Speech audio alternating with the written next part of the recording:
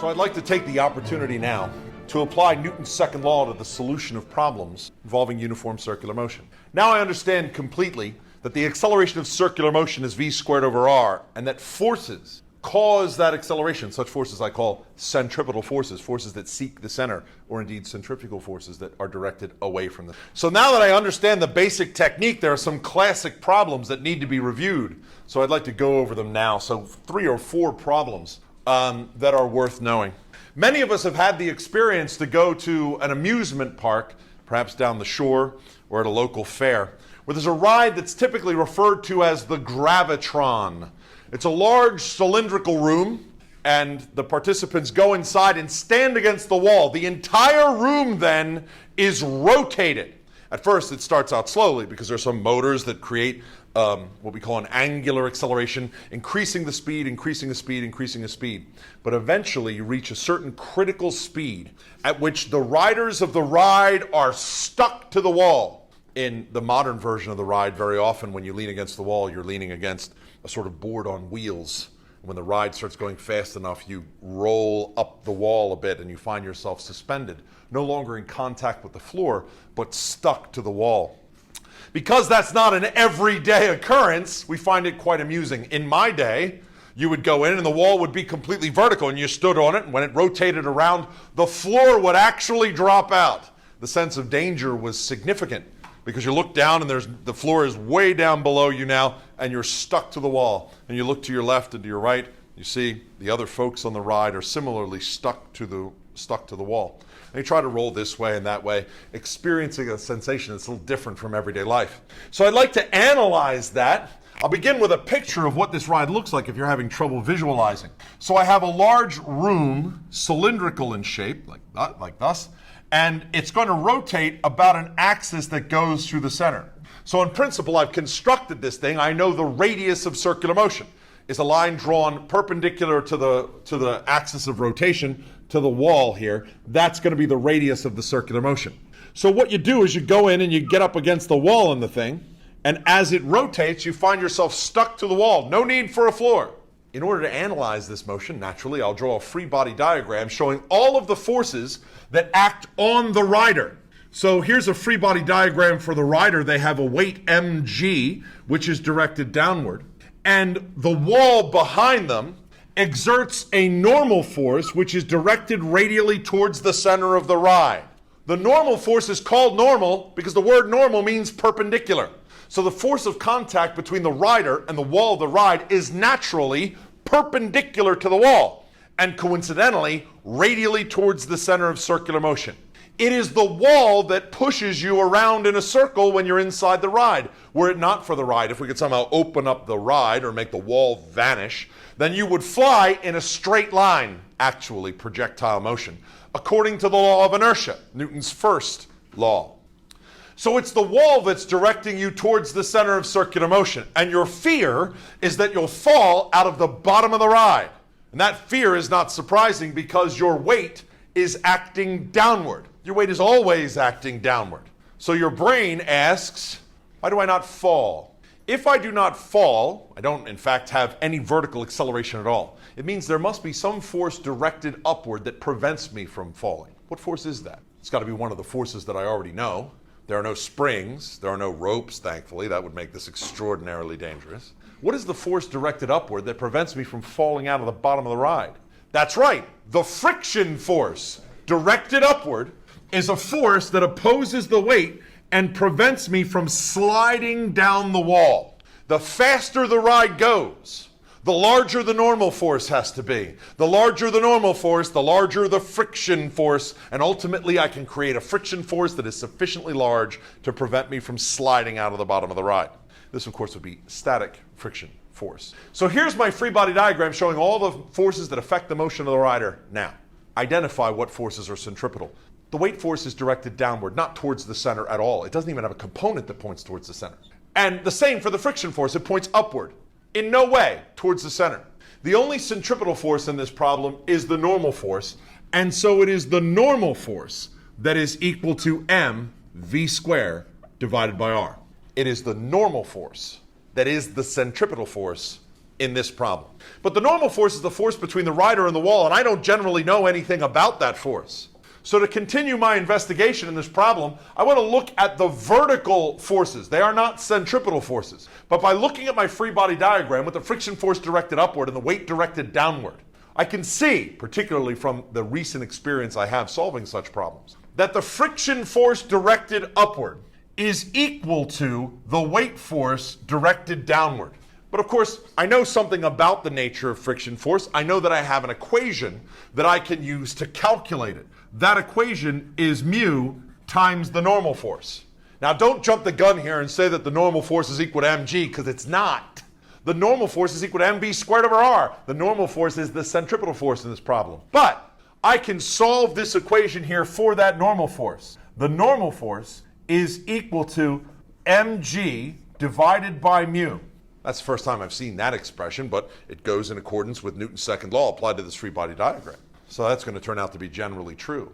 The normal force is equal to mg over mu, but in its role as the centripetal force, the normal force is also equal to mv squared over r. So if the normal force is equal to mv squared over r and the normal force is equal to mg over mu, then these are equal to each other. And so I can write the expression that mv squared over r is equal to mg divided by mu.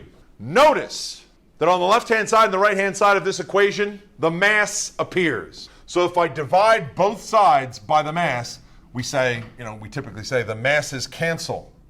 And what I'm left with is that the speed squared divided by the radius is equal to g divided by mu, and I can solve for speed. I'm not really solving a particular problem here. And so what I choose to do is just solve for speed and think for a little bit about what my answer says about the nature of the thing. To solve for the speed, I'll multiply multiply r over to the other side of the equation, where it's already divided by mu, so I have gr divided by mu, and to get v, I'll take the square root of both sides. And so I find that the speed, which as it happens, is the critical speed required for the ride to rotate at. Right? So the passengers have to be going around with this tangential speed at a minimum, or they'll fall out of the bottom of the ride. Imagine this, you go in, you stand up against the wall, they don't ride the wall, rotate the wall at all, they don't rotate the room, and they drop the floor out. Well, you fall out. Imagine you go in, you stand against the wall, but they rotate the room very slowly. They drop the floor out, and you fall out. There's a critical speed that the ride must rotate in order for the passengers to stay in. Obviously, from an engineering point of view and from a legal point of view, it's really important that I know what this speed is, so I can make sure that there's some sort of gauge or meter on the ride that tells me that I've reached that special speed in order to operate the ride safely. This application is known as the gravitron, and it is a classic problem of circular motion. Now, a second problem that I'd like to demonstrate today, and here I have an apparatus for demonstrating it. I have a mass on the end of a string here, and we're familiar with the mass on the end of a string. In fact, it's a really important problem of physics. When I let it swing to and fro like this, it's an apparatus that everyone is familiar with because we refer to this as a pendulum. A pendulum is critical to the history of human technology and scientific advance because, of course, I can use the periodic motion of a pendulum as a clock. It's how I have a sense of time. Pendulum motion is periodic motion, just like circular motion is periodic motion. It's motion that repeats itself. So solving the problem of the pendulum is a really interesting one, but it turns out that it won't be a problem that we solve until more advanced courses in physics. The problem that I'd like to solve now is not this simple version of the pendulum, but actually one that is slightly more complicated. Here I take the mass and I swing it around, allowing it to make a circle as it swings around. I find that there's a certain time period associated with this motion as it goes around. I can't force it to go faster. I can't force it to go slower at this particular angle. If I go faster, the angle gets larger. And if I go slower, then the angle gets smaller. So clearly there's a relationship between the speed and the angle. Observe how the string moves around in a shape that might be described as a cone. This particular problem of physics is known as the conical pendulum. And it's one I'd like to solve now. So I start with a diagram. So I need some kind of a support structure here. So I'll draw what is the ceiling in the problem. So there's the ceiling. And I hang the mass from a string of length L. And here, I guess this is some mass M that I'm hanging here. And as it goes around in circular motion. This is tricky to draw. We'll give it a shot. There's the circle that it goes around. I did a fair job of that. That's the circle that it goes around. And here's a line drawn from the vertical that goes right through the center of the circle. And I can measure and find that the angle between the string and the vertical, I'll call that angle theta.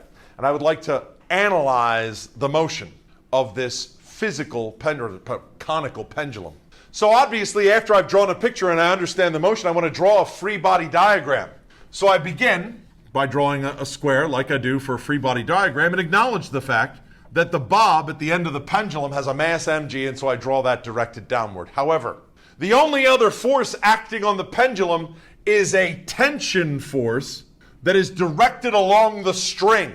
Notice that that force is directed at an angle with respect to the y-axis and the x-axis. So naturally what I'll do, like I do anytime I encounter a force at an angle in a Newton's second law problem, is I'll decompose that force into its components. In this case, I want to particularly find components. I'm looking for a component that is centripetal, because I'm trying to explain the circular motion of the bob, and so I'm looking to identify a force that points radially towards the center of circular motion. And as such, I'll draw in two components here, a component of the tension that is centripetal and a component of the tension that is along the positive y-axis there, say a vertical force, not a centripetal force. But I have to work out what those components are by looking at my diagram here. Well, I see the angle theta is the angle between the string and the vertical. If I draw another vertical off the mass here, just a little bit, I can see that the angle theta is alternate interior to this angle here between the tension force and the vertical.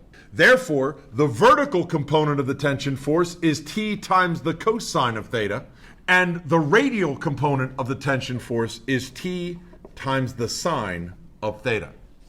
Now I have a free body diagram to which I can apply Newton's second law for rotation. What I'm looking for is any forces that are centripetal or centrifugal. It's certainly possible if the problem's sophisticated enough, there might be forces that point away from the center of circular motion, as there were, for example, when I did the vertical loop problem. However, in this case, T sine theta is the only force that is directed towards the center of circular motion, and therefore, T sine theta is equal to the mass, the speed squared, divided by the radius. But just like in the gravitron problem, where I didn't know the normal force, I do not know the tension force. So just as I did in the gravitron problem, I'm going to investigate the vertical forces. I can tell from looking at my free body diagram that the component of the tension directed upward must be equal to the weight directed downward, because the vertical forces in my free body diagram have to be in force equilibrium one with the other so that there's no vertical acceleration.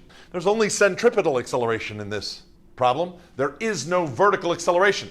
So the T cosine theta force upward has to be equal to the weight force mg downward, and therefore the tension is equal to mg divided by the cosine of theta.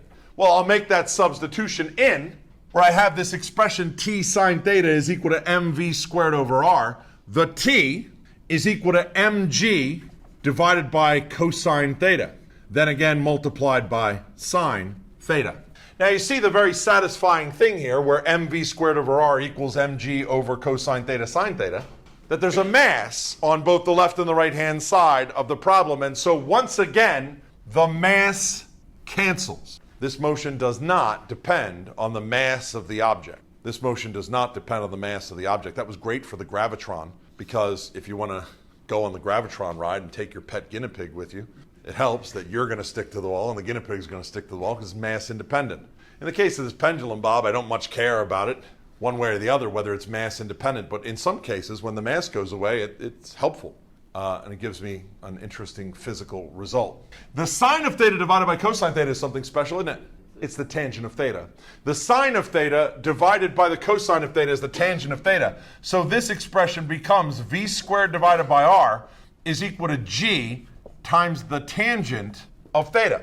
And so solving for the speed of the pendulum, I find, just as I did when I demonstrated it here experimentally, the speed depends on the angle.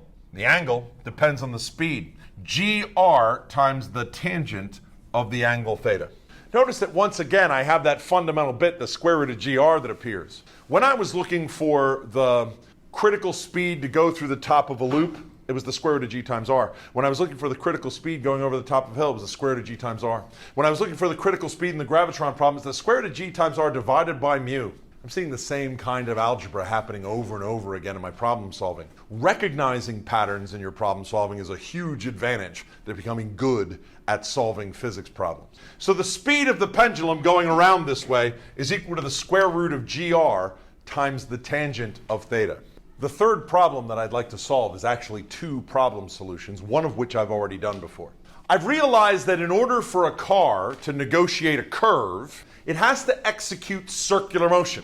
Even if you travel in constant speed in your car, when you go around a curve, you are accelerating. There must be a force that is the cause of the acceleration. And I think we all agreed that the force that makes your car go around in a circle is friction force. Indeed, your steering wheel, when you turn it to and fro, is directing the magnitude and direction of the friction force that is causing the circular motion. When you turn the steering wheel to the left, the friction force is directed to the left. When you turn it greatly to the left, there's a lot of friction force to the left. Similarly, if you turn the steering wheel to the right, the friction force is then directed to the right. So it's friction that makes a car go around in circular motion. This problem is familiar. I'm going to solve it quite rapidly as an intro to the problem that I actually want to solve. Consider here a car on the roadway, which I've complained before I'm not terribly good at drawing because I have to draw the car in such a way that it appears as though the car is coming towards you. So here I see the wheels and the headlights, and so this is the car. It's coming towards you, and the center of circular motion is somewhere off here to the left, to the right on my diagram. And so I want to examine the forces that act on the car. Because I'm working quickly, I'm just going to draw the forces that I'm aware of, which is the weight, mg, directed downward. That's the force of gravity. And there is a normal force, n, directed upward on the car. The force that is the cause of the circular motion for the car is the friction force directed toward the center of circular motion. So my Newton's second law analysis of this situation is that the friction force, being the centripetal force, is equal to m, the speed squared, divided by the radius. But that friction force, F, I know is by definition mu times the normal force. And in the first moment of this, I don't know what the normal force is, but I look at my free body diagram and realize that because there's no vertical acceleration, that is no acceleration along the y-axis, that the normal force is in fact equal to the weight, and so the friction force is a very familiar mu mg. That doesn't happen all the time, but it happens often in my problem solving. I've seen it before, and so it feels right. So if the friction force is equal to mu mg, then mv squared over r is equal to mu mg. The masses cancel. Very, very common. And so what I find under these conditions is that the maximum speed that I can travel, v, is equal to, multiplying r to the other side of the equation and taking the square root of mu gr. Once again, I see that square root of gr appear. It's very common for circular motion problems. But I've got that mu out in front. The reason why is that the speed that I can travel depends on the weather conditions. Because a road that I might travel at a given speed on a particular dry, clear, warm day is different than the speed that I can travel the same curve when the road is icy, because the coefficient of friction is different. Under any conditions, if I go into a tight turn at a super high velocity, I'm apt to end up in the weeds on the outside of the curve, which is why when I drive around, I often see, coming into a tight curve, a sign, a yellow sign here in America that warns me that I should travel at a slower speed because of the curve. And this is the physics of that. So it's friction that makes my car go around in a curve.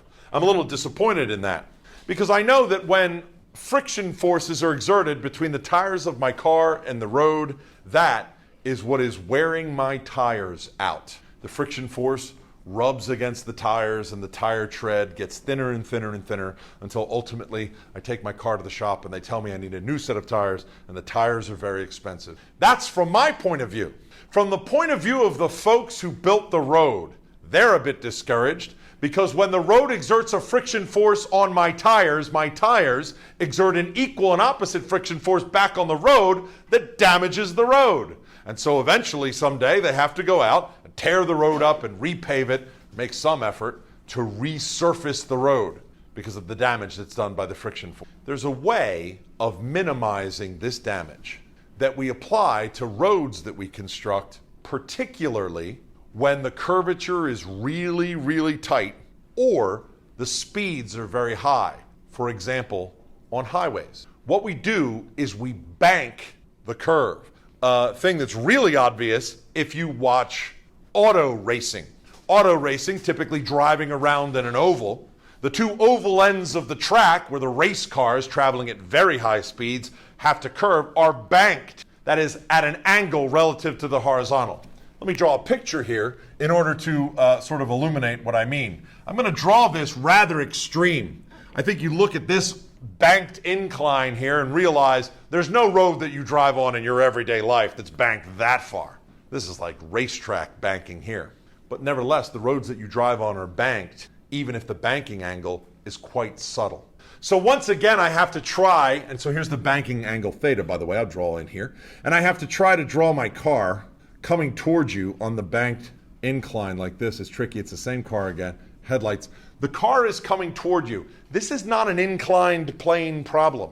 I'm not interested in the car going up and down the incline. In fact, I don't want to allow it. If the car goes down the incline, you're going to end up in a ditch on the infield. And if the car goes up the incline, you're going to end up on a ditch on the outside of the road. I don't want to accelerate up or down the incline. I want to accelerate centripetally through the curve. Now, I'll begin drawing the free body diagram for this. Here I draw a box that represents the car on the incline as it's traveling towards you. Naturally, the car has weight mg directing downward. Banking the incline does not affect. You might have expected right here that I was going to break the weight down into its components perpendicular and parallel to the incline. But again, I'm not solving the incline plane problem. I'm not interested in acceleration down the incline or perpendicular to the incline. No. I'm interested in centripetal forces. Forces that seek the center of curvature and the gravity doesn't. So I like it just how it is. But because I've banked the road, the normal force is no longer straight upward, but is in fact perpendicular to the incline. As a result, the normal force has two components. It has a component that is centripetal, that is directed towards the center of circular motion. And it has a component that is vertical, which is not centripetal in any way, but is contrary to the weight. I need to figure out which component is which, sine and cosine. I want to remind you of something. That when I was doing the inclined plane free body diagram, I drew in a line perpendicular to the incline, and I was able to reason out that this angle between the weight and the line perpendicular was theta, the angle of the incline. That's why I decomposed the weight as weight cosine theta and weight sine theta. But according to some geometric rule or other that apparently is called vertical angles, this angle theta is equal to this angle theta, which means the component of the normal force that points vertically is the adjacent component, and therefore is equal to n times the cosine of theta. That is the vertical component of the normal force. The component of the normal force that points towards the center then is n times the sine of theta. I haven't included friction in my free body diagram yet, and I don't have to. When I bank the road surface, there is a component of normal force directed towards the center of circular motion, and that can act as the centripetal force. I don't need friction. By banking a curve, it makes it possible to negotiate the curve with no friction at all. So let me follow through the algebra to demonstrate that it should be so. Notice, this free body diagram, if you check back in your notes, looks identical to the free body diagram of the conical pendulum. It's the same free body diagram, with the exception that the conical pendulum free body diagram has the tension T instead of the normal force N. But it's the same free body diagram. So it has the same application of Newton's second law. It's the same algebra. And I'm going to get a familiar result. Looking at my free body diagram and realizing that there's no vertical acceleration, I can tell that n times the cosine of theta is equal to mg, the weight directed downward. And as such, the normal force is equal to mg divided by the cosine of theta. Again, my solution is proceeding exactly as it did for the conical pendulum. with just a little bit of change in notation. On my free body diagram, I see that n sine theta, the normal force, component directed radially towards the center of circular motion, so is naturally equal to mv squared divided by r. I know what the normal force is equal to. It's equal to mg divided by cosine theta, and so mv squared divided by r is going to be equal to mg divided by the cosine of theta times the sine of theta. Look, the m's cancel. And once again, I have sine over cosine. No surprise, really. The same algebra is repeating itself again. V squared divided by r is equal to g times the tangent of theta. And so I solve for the speed in this equation, and what I get is that the speed is equal to the square root of gr times the tangent of theta. But what does it mean? This is the speed that I can negotiate the banked curve without needing any friction at all. If I go faster than this speed, well, then I'm going to tend to fly to the outside, and I'm going to need some friction force down the incline to stop me.